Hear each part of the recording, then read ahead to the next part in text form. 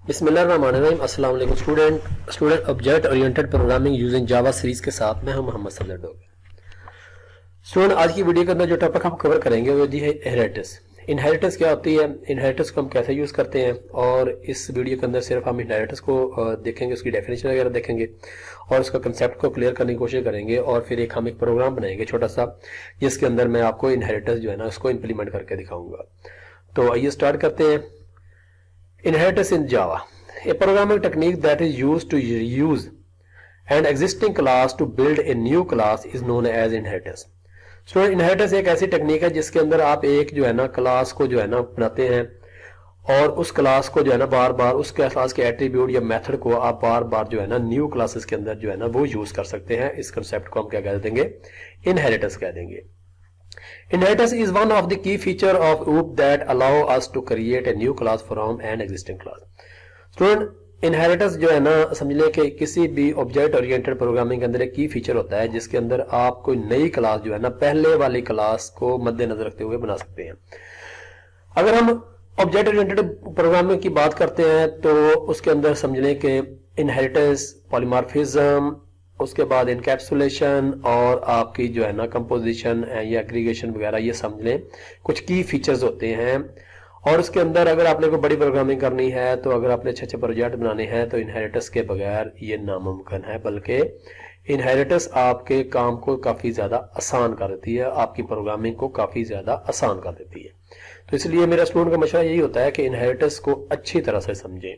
अगर आपने कोई भी प्रोग्रामिंग करनी है, बेशक आपने C++ करनी है, जावा की करनी है, आपने पाइथन की करनी है, या किसी भी प्रोग्रामिंग लैंग्वेज में अगर आपने इनहेरिटेंस को यूज नहीं करते तो आप किसी अच्छी प्रोग्रामिंग की तरफ नहीं जा सकते। In Java it is possible to inherit attribute and method from one class to another class. Java के अंदर ये पॉसिबिलिटी होती है कि अगर आपने एक बेस क्लास बनाई है, उसके अंदर आपने कुछ एट्रीब्यूट्स और मेथड यूज किए हैं, तो अगर आपने उस क्लास के साथ कुछ क्लासों को इनहेरिट किया है, तो आप जो है ना उस क्लास के एट्रीब्यूट और मेथड को जो है ना वो इनहेरिट करवा सकते हैं या उनको यूज कर सकते हैं। क्योंकि इनहेरिटेंस का मेन मकसद ये होता है कि आपके कोड की रियूजेबिलिटी जो है ना वो ज्यादा होती है। आप एक कोड को बार बार जो है ना लिखने की जरूरत नहीं है, बल्कि एक ही दफा कोड को लिखे उनको बार बार जो है ना वो यूज करवा सकते हैं। We group the inheritance concept into two category। अगर हम इनहेरिटेंस कंसेप्ट की बात करते हैं तो उसको दो हिस्सों में डिवाइड किया जाता है। एक उसके पास अंदर होता है सब क्लास या चाइल्ड क्लास भी इसको कह देते हैं। The class that inherit from another class, ऐसी क्लास जिसको हम किसी और क्लास के साथ इनहेरिट करते हैं उसको हम सब क्लास भी कहते हैं, या आप उसको चाइल्ड क्लास भी कह देंगे। और दूसरी होती है आपकी सुपर क्लास या पेरेंट क्लास। ऐसी क्लास होती है जिस क्लास के साथ आप बाकी क्लासों को इनहेरिट कर रहे होते हैं, उसको हम क्या कह देंगे, पेरेंट क्लास कह देंगे। अगर हम एग्जाम्पल की बात करते हैं स्टूडेंट, यहाँ पे देखें, हमने यहाँ पे एक एनिमल की क्लास बनाई है। ये हमारे पास जो है ना क्या बन जाएगी, ये हमारी एक जो है ना वो पेरेंट क्लास है। ये हमारे पास एक पेरेंट क्लास है या हमारे पास एक सुपर क्लास है। अब dog inherit animal, cat inherit animal, tiger inherit animal, या दूसरे लफ्ज में कह सकते हैं dog is a animal, cat is a animal and tiger is also animal. अब डॉग, कैट और टाइगर, अब ये तीनों जो है ना समझ लें कि ये हमारे पास एनिमल्स हैं, और इनके कुछ जो है ना ऐसे एट्रीब्यूट या ऐसे मेथड या ऐसी प्रॉपर्टीज होंगी जो तमाम के अंदर सेम होंगी। क्योंकि ये तीनों एनिमल क्लास को बिलोंग करते हैं, तो इनके अंदर कुछ एट्रीब्यूट का या उनके फंक्शनैलिटी कुछ सेम होगी। तो उन सेम एट्रीब्यूट या सेम फंक्शनैलिटी को हम क्या करेंगे, एनिमल क्लास के अंदर डिफाइन कर लेंगे। और कुछ क्लास एट्रीब्यूट और कुछ जो है ना आपके मेथड डॉग के स्पेसिफिक होंगे। इसी तरह कुछ एट्रीब्यूट और कुछ मेथड जो है ना या फंक्शनैलिटी कैट की स्पेसिफिक होंगी जो डॉग के अंदर नहीं होंगी। इसी तरह टाइगर के अंदर कुछ ऐसी एट्रीब्यूट या ऐसे फंक्शनैलिटी होगी जो कैट के और डॉग के अंदर नहीं होंगी, तो उसको हम जो है ना टाइगर के अंदर डिफाइन कर लेंगे। और बाकी जो ऐसे एट्रीब्यूट जो तीनों में कंबाइन है उसको हम क्या करेंगे, एनिमल के अंदर डिफाइन कर लेंगे। तो अब बजाय इसके कि आप उन चीजों को हर क्लास के अंदर डिफाइन करें या लिखें, आप क्या करते हैं, एक ही एनिमल क्लास के अंदर उनको डिफाइन कर लेंगे और उनको डॉग को इनहेरिट कर लेंगे, एनिमल के साथ कैट को और टाइगर को, और उस कोड को या एट्रीब्यूट को आप वहां से जो है ना वो रीयूज कर सकते हैं, बार बार लिखने की जरूरत आपको नहीं पड़ती। जैसे देखें, अगर हम इसकी बात करते हैं, the above figure show that animal is a parent class and dog, cat and tiger are 3 sub class. तो हमारे पास ये डॉग, कैट और जो है टाइगर जो है ना, ये हमारी समझ लें कि चाइल्ड क्लासेस हैं, और इन तीनों को हमने इनहेरिट कर दिया एनिमल क्लास के साथ। अब ये जो आपका एरो है, the upward arrow indicate that the sub class are derived from parent class. ये जो आपका एरो है ये वाला, ये शो कर रहा है कि डॉग इनहेरिट है एनिमल के साथ, कैट इनहेरिट है एनिमल के साथ, और टाइगर जो इनहेरिट है ये आपका एनिमल के साथ है। ये आपकी सब क्लासेस हैं, और एनिमल आपकी पेरेंट क्लास है या आपकी सुपर क्लास है। इसी तरह हम यहाँ पे देखते हैं एग्जांपल, यहाँ पे पर्सन है, student is a person, teacher is a person, doctor is a person.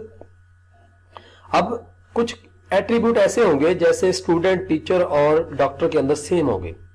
मसलन इसका भी नेम होगा, इसका भी कोई मखसूस नेम होगा, और उसका भी नेम होगा। तो तीनों को अब बजाय इसके कि इसके अंदर नेम लिखे, इसके अंदर नेम लिखे, इसके अंदर एट्रीब्यूट नेम लिखेंगे, आप यहाँ पे ही इसको क्या कर देंगे, डिफाइन कर देंगे नेम को। और इस नेम को जो है ना आप जो है ना यूज कर सकते हैं स्टूडेंट, टीचर और डॉक्टर के अंदर। इस तरह ड्रेस, इसका भी ड्रेस होगा, टीचर का भी ड्रेस होगा और डॉक्टर का भी ड्रेस होगा। ऐसे एट्रीब्यूट जो तीनों में सेम होंगे, या ऐसे मेथड जो तीनों में सेम होंगे, उनको हम क्या करेंगे, पर्सन के अंदर डिफाइन कर लेंगे, और उनको बार बार जो है ना लिखने की बजाय आप इनको स्टूडेंट क्लास को पर्सन क्लास के साथ, या टीचर क्लास को या डॉक्टर क्लास को इनहेरिट कर देंगे पर्सन के साथ। और जितने भी एट्रीब्यूट या मेथड हैं पर्सन के, उनको आप जो है ना स्टूडेंट, टीचर और डॉक्टर के अंदर यूज कर सकते हैं यूजिंग इनहेरिटेंस। अब इसके अंदर भी the above figure show that the person is a parent class and student, teacher, doctor R 3 सब classes. The upward arrow indicate that the sub classes are derived from parent class person, यानी कि जितनी भी हमारी ये छोटी classes हैं या हमारी चाइल्ड क्लासेस हैं, ये ड्राइव्ड हो रही हैं हमारी किस क्लास के साथ, पर्सन क्लास के साथ। यहाँ पे देखें स्टूडेंट, हमारे पास एक क्लास है पर्सन, उसके अंदर हमने कुछ एट्रीब्यूट डिफाइन कर लेंगे और कुछ जो है ना हमने मेथड जो है ना यहाँ पे डिफाइन कर लेंगे।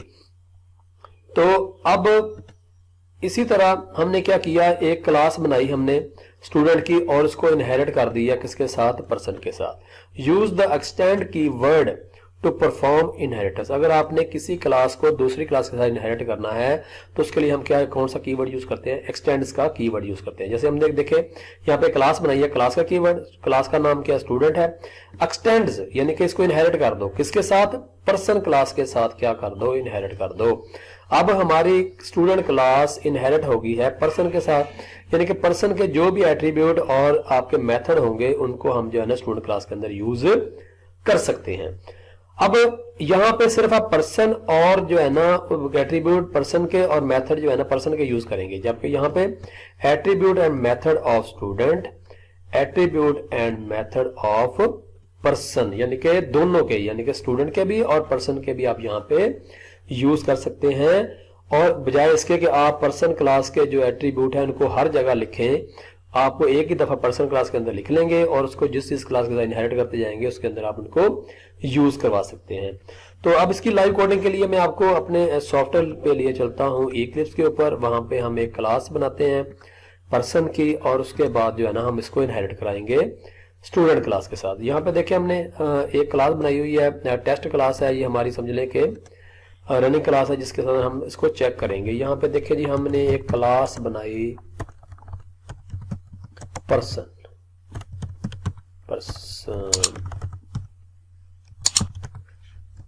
ये ले जी, हम यहाँ पे लेते हैं जी एक protected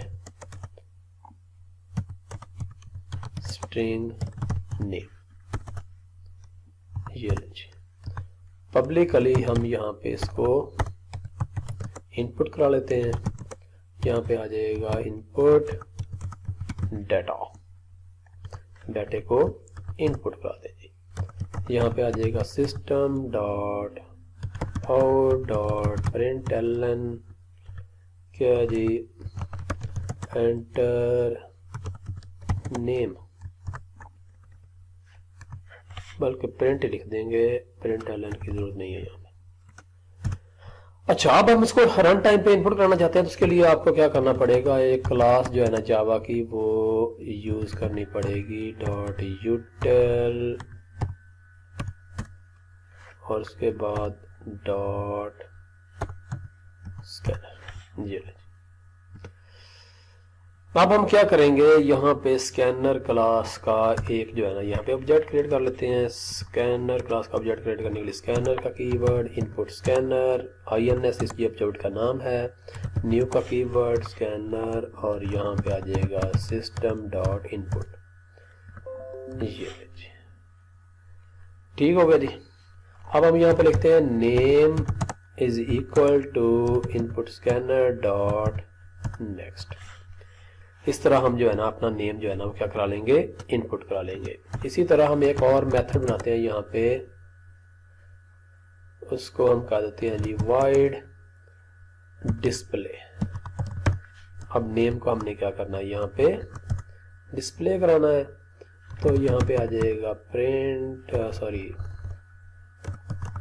system dot out dot println, यहाँ पे आ जाएगा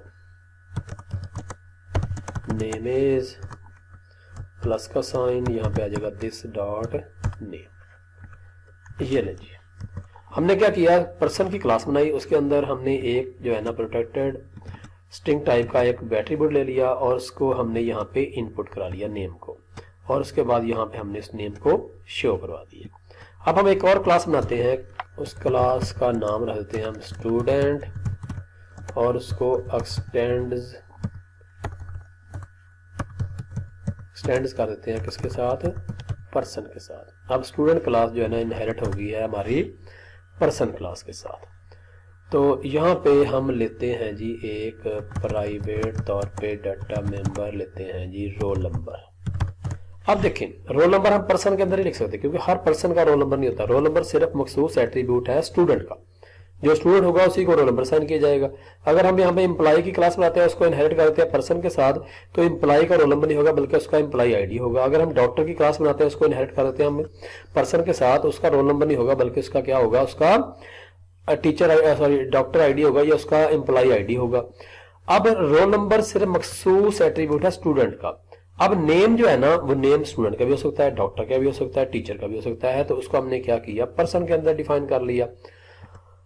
अब हमने इसको अगर इनपुट कराना है रन टाइम पे, तो फिर दोबारा हमें यहाँ पे स्कैनर क्लास का यहाँ पे भी ऑब्जेक्ट ले लेते हैं और यहाँ पे आ जाते हैं जी पब्लिक वाइड इनपुट डाटा। ये ले जी, यहाँ पे आ जाएगा system dot out dot print. यहाँ पे हम लिख देते हैं जी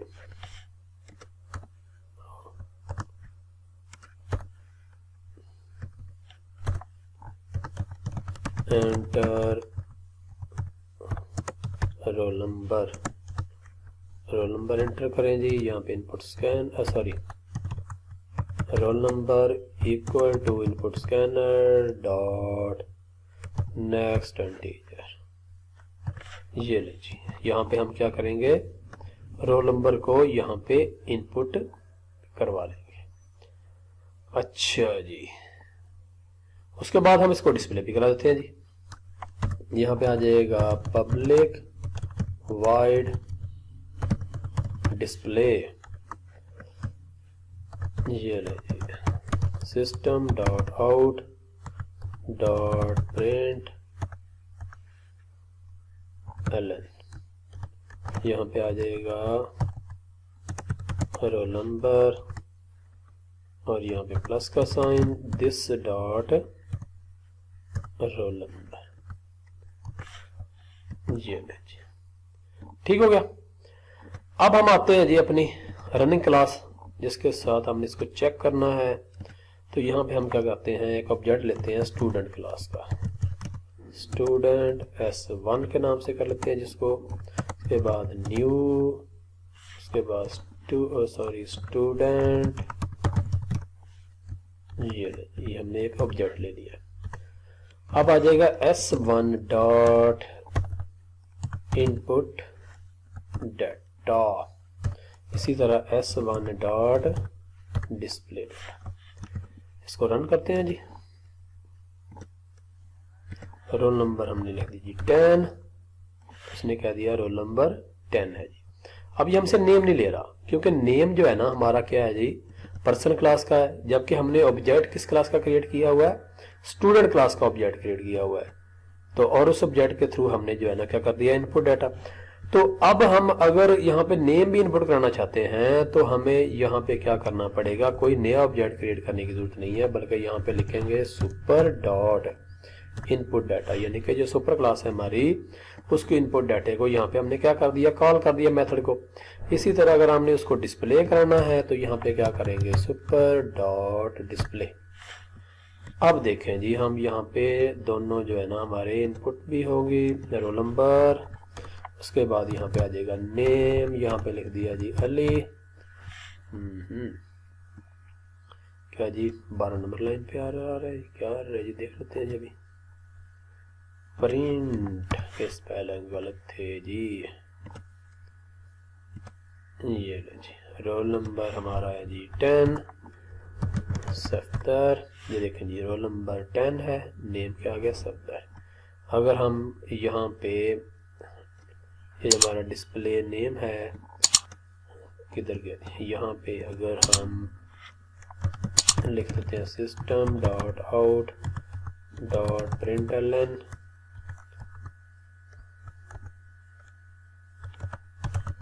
आउटपुट,